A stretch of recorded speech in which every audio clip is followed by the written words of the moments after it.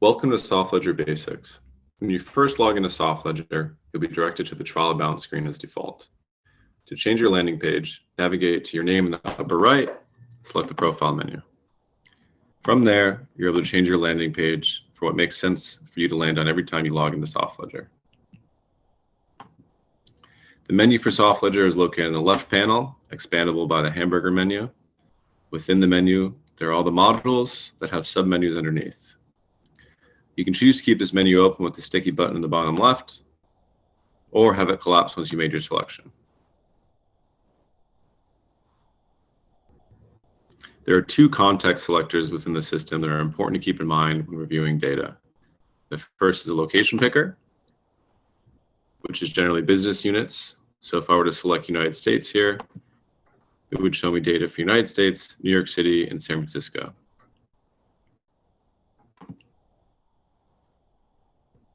The second context selector is the system date picker in the upper right.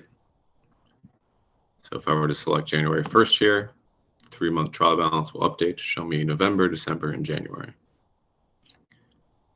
Within each table, there's generally blue highlight text that indicates that you can drill into that figure or that detail to get more information. So in the case of the trial balance, it's showing you different currency breakdowns that make up that ledger accounts balance. But on something like the journal report, I can click into a journal number to get the full view of the journal entry.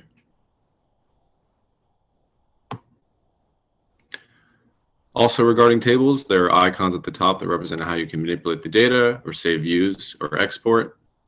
So for instance, if I add a quick filter here for a posted date starting Jan 1st,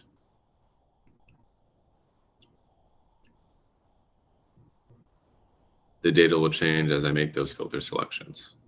I can add multiple rows, use different functions like and or, and then once I'm happy with my filters, I can add them as saved views, or I can name it something like posted date.